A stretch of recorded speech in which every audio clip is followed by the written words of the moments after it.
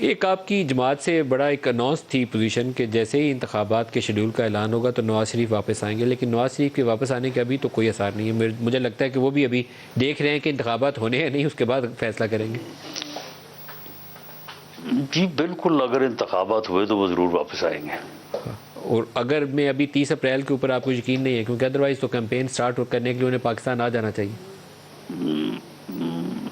बहरहाल अगर इस देर अगर अभी है, अगर निकल जाएगा तो फिर वो आ जाएंगे। जहाँ जहाँ वर्कर्स कन्वेंशन मरियम ने किया, आप साथ मौजूद होते हैं, तो मरियम कहती हैं तकड़ी के दोनों पलड़े जब तक बराबर नहीं होंगे तो तब तक लेवल प्लेइंग फील्ड नहीं बनती। तो तकड़ी के पलड़ों से बराबर होने से तो हमारी जो अंडरस्टैंडिंग है, दो चीज़ें आती हैं कि एक तो गुज़श्ता इंतखाबात में नवाज़ शरीफ जो थे गिरफ़्तार थे और फिर डिसक्वालीफाइड थे। तो आप उसी तरह की सिचुएशन इमरान के लिए पैदा करना चाहते हैं, गिरफ़्तार भी और डिसक्वालीफाइड भी। नहीं जी, तराजू के पलड़े जो हैं वो होने चाहिए बराबर। ये मुतालबा तो मरियम नवाज़ का बड़ा जायज़ मुतालबा है, बल्कि ये तो हर किसी का मुतालबा है। तराजू के पलड़े जो है वो कोई कह सकता है कि वो अनइवन होने चाहिए, बराबर नहीं होने चाहिए। तो फिर ये डिसक्वालिफिकेशन उसकी तरफ भी मामला जाते देख रहे हैं आप, या आपकी उम्मीद है, आस है कि इस तरह हो जाए? नहीं तो ये क्यों भागा फिर रहा है, ये क्यों नहीं पेश हो रहा, फर्द जुर्म क्यों नहीं लगवा रहा, क्यों नहीं केस को प्रोसीड होने दे रहा? इसे पता है कि ये साबित शुदा केसेस है। वो ये भी नहीं कह सकता वहां पे जाके कि जी, यानी मुलजम डिफेंड करता है ना, डिफेंस डिफेंड करता है कि जी गलत है मेरे ऊपर इल्ज़ाम, वो ये भी नहीं कह सकता। ये ऐसे इल्ज़ाम है तोशा खाना का भी, फॉरेन फंडिंग का भी और टेरियन वाइट का भी। राना साहब, कुछ मामला ऐसे थे तहरीक इंसाफ के दौरे हुकूमत में जिसके ऊपर हम पब्लिकली उसकी मजम्मत करते थे, और अभी आज आपकी मजम्मत करूँगा। एक उसमें यह था कि नवाज़ शरीफ की तकरीर के ऊपर पाबंदी आयद की गई, सागदार की तकरीर के ऊपर पाबंदी आयद की गई। हमारा मौक़िफ़ था कि सियासी नोयत के मुकदमात हैं, आप उनसे ये हक़ नहीं छीन सकते कि उनकी तकरीर दिखाई नहीं जानी चाहिए या नहीं जानी चाहिए। आज आपने वही काम इमरान खान के ऊपर लागू कर दिया, ये काम दुरुस्त नहीं है। नहीं देखें, वो तो सियासतदान थे ना, सियासतदान की जो है वो तकरीर के ऊपर बिल्कुल पाबंदी नहीं लगनी चाहिए। इमरान खान तो सियासतदान है ही नहीं, ये सियासतदानों वाली बातें करता है। सर ये तो इमरान खान वाली बात ही होगी ना। तकरीर करता है, आपने कभी सुनी है इसकी तकरीर?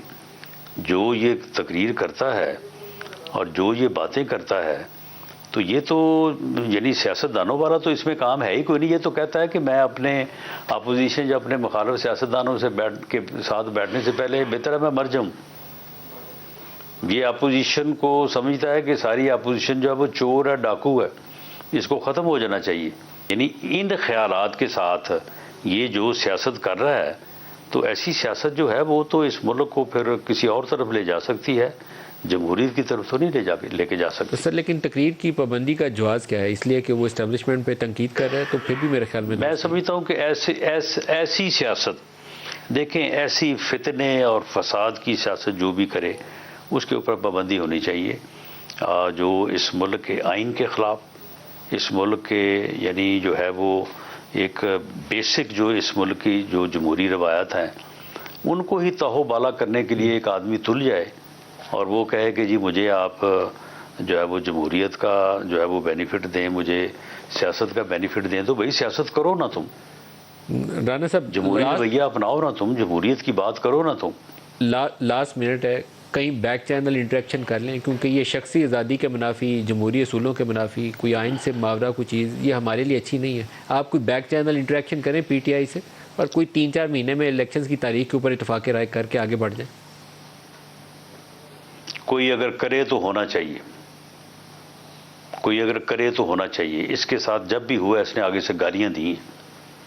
जब ये लॉन्ग मार्च कर रहा था तो आपको इल्म होगा कि एक दिन मियां शहबाज शरीफ साहब ने, प्राइम मिनिस्टर साहब ने बात की थी, उससे अगले दिन इसने तकरीबन जो है वो 40 मिनट उनको गालियां दी कि तुम होते कौन हो, मैं बैठूंगा क्यों, तुम्हारे साथ मैं क्यों बैठूंगा। अब देखें, यानी ये इसकी सोच है।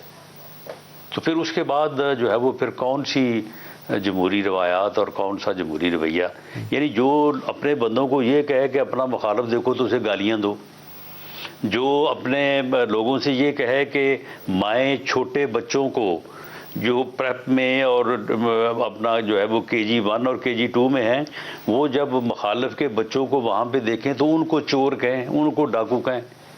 चले उनके माँ बाप ने अगर इसकी नज़र में कोई गलत काम किया भी है तो उन बच्चों ने भी किया है, यानी ये सोच है इस आदमी की।